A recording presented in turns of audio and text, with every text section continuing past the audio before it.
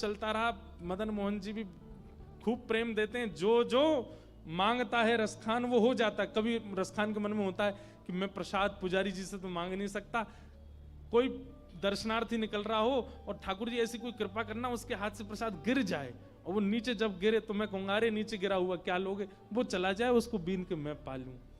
कभी आपकी इत्र की प्रसादी मिल जाए, कभी कुछ, इस प्रकार से वो भावना करता और ठाकुर जी कैसे ना कैसे पूरी कर देते काले खां की।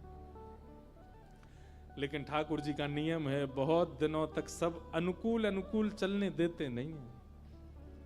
बिना कौतुक किए, बिना खेल किए तो इनका मन नहीं लगता। और एक दिन ठाकुर जी ने खेल किया। क्या खेल किया? इनका बेटा 8 वर्ष का था, वो यमुना जी के तट पर खेल रहा था, नदी के तट पर खेल रहा था अपने मित्रों के साथ। तभी एक काले नाग ने उसको डस दिया और नीला पड़ गया और उसकी मृत्यु हो गई, बेटे की मृत्यु हो गई। बच्चे दौड़े दौड़े उसकी पत्नी को बुला करके लाए, तुम्हारे बेटे को काले सांप ने डस दिया। वो बालक को लेकर के ओझा के पास गई, झाड़ा करने वालों के पास गई, सबने उसको मृतक घोषित कर दिया।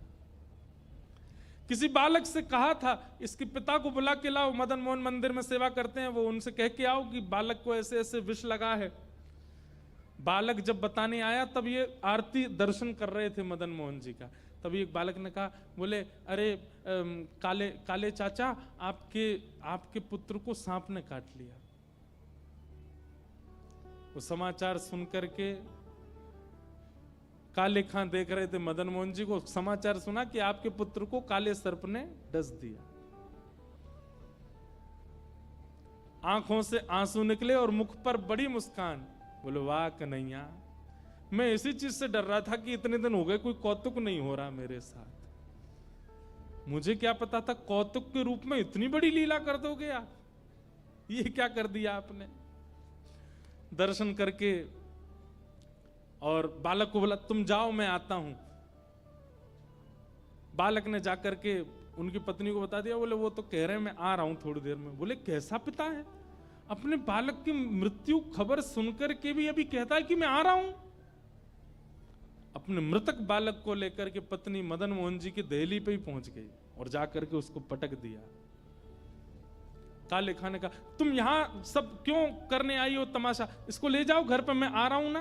बोले तुम पिता हो सच में, तुम्हारे नेत्रों में अश्रु नहीं, तुम्हारे मन में कोई भाव नहीं, तुमको पता चला कि तुम्हारा बालक मर गया, तुम कहते हो मैं आ रहा हूं। ये दूसरों का भगवान तुमको इतना प्रिय लगने लगा कि इसके आगे अपने पुत्र की मृत्यु भी तुमको बेचैन नहीं करती है। और हां, तुमने ही कहा था ना कि ये मदन मोहन जी ने दिया है, ये बालक हमको मदन मोहन जी ने दिया है ना। मैं आज वचन देती हूं अपने बालक सहित तुम्हारे साथ इनकी भक्ति करूंगी, अगर मेरा बालक इन्होंने जीवित कर दिया तो। अगर इन्होंने दिया है तो जीवित करे। ताली क्यों बजाई आपने, अभी कुछ हुआ तो है नहीं। वो तो चुनौती दे रही है अपने पति को। आहा, काले खां तो अब भक्ति की परीक्षा हो रही है। आहा, काले खां मदन मोहन जी के आगे खड़े, बोले नाथ, जीवन में दूसरी बार है कि मैं आपसे कुछ मांग रहा हूं। पहली बार भी मांगा था, इसलिए मांगा था ताकि आपके मेरे बीच में कोई ना आवे, और अब भी इसीलिए मांग रहा हूं कि आपके मेरे बीच में कोई और ना आवे। और तब काले खां ने एक उर्दू भाषा, उनकी उर्दू ही थी, उसमें एक पंक्ति गाई अपने ठाकुर के आगे कि आला तू जहान बीच, मुझसे गरीबों का गुनाह माफ कीजिए। काले बेकरार खड़ा तेरे दरबार बीच, नंद के कुमार जरा गौर कुछ कीजिए। और अंतिम बात जो काले खां ने कही है, मदन मोहन जी मानो जैसे हिल गए हों अपने स्थान से इस बात को सुन के। अंतिम बात क्या कहता है? हिंदुओं के नाथ तो हमारा कुछ दावा नहीं। मेरे परिवार, मेरे रिश्तेदार और मेरे समाज के लोग मुझे यही कह के टोकते हैं कि आप हिंदुओं के भगवान हो, हिंदुओं के नाथ, तो हमारा कोई दावा नहीं। पर मैंने तो सुना आपको जगन्नाथ बोलते हैं, आप तो जगत के नाथ हो जगत के नाथ तो हमारी सुध लीजिए। यदि आप वास्तव में जगन्नाथ हो, यदि आप वास्तव में जगत के नाथ हो, तो इस जगत में मुसलमान भी है, मेरी सुध लीजिए नाथ। अंतिम पंक्ति जब काले खां ने कही, हिंदुओं के नाथ तो हमारा कुछ दावा नहीं, हो जगत के नाथ तो हमारी सुध लीजिए। ये बात जैसे ही कही है उसने, अब तो ठाकुर जी पर बात आ गई, भाई जगन्नाथ हो तो जगत में तो सब आते हैं, हम भी आते हैं, हमारा ध्यान दो। ठाकुर जी ने कहा मैं हिंदुओं का नहीं, मैं तो सबका हूं। और इतना कहते ही वहां हजारों लोग खड़े थे, पत्नी खड़ी थी। मृतक बालक काले खां का उठ बैठा, जीवित होकर के खड़ा हो गया और खड़े होकर के तुरंत अपने पिता की उंगली पकड़ करके कहा, पिताजी वो कहां है? पिताजी बोले कौन?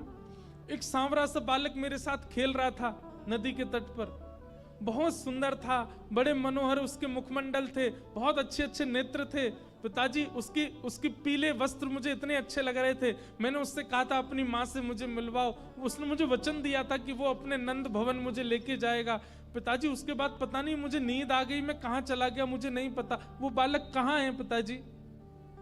काले खां ने उसकी मां की ओर देखा तो मां अचंभित खड़ी है, नेत्रों में आंसू। वो सारे रिश्तेदार खड़े थे और उसके जो मित्र आदि थे जो नमाज पढ़ने जाते वो भी सब वहीं खड़े थे। काले खां ने अपने बालक को गोद में लिया और दो दोहरी ऊपर चढ़ के, दो सीढ़ियां चढ़ के मदन मोहन जी की ओर दिखा के कहा, क्या यही बालक था, यही पोशाक थी? जैसे ही बालक ने मदन मोहन जी को देखा, हाँ पिताजी यही बालक था, यही पोशाक थी, यही मेरे साथ खेलने आए थे। और उस दिन काले खां ने परिवार सहित श्री मदन मोहन जी के चरणों को प्राप्त किया, सब परिवार सहित ठाकुर जी के हो गए। तब से लेके आज तक मदन मोहन जी में आरती होती है तो आरती के बाद सब जय जयकार करते हैं। जय जयकार के बाद आज भी करौली के लोग दो वाक्य गाते हैं, क्या? कारे के बेटा को जब कारे ने खायो, क्या? कारे के बेटा को जब कारे ने खायो, तब कारे की कविता सुन बेटा जिवायो है। काले के बेटा को जब काले ने खाया, तब काले की कविता से उसके बेटे को जिवाने वाले, हे मदन मोहन लाल तुम्हारी जय हो, तुम्हारी जय हो, तुम्हारी जय हो, बोलो मदन मोहन लाल की जय। ऐसे प्यारे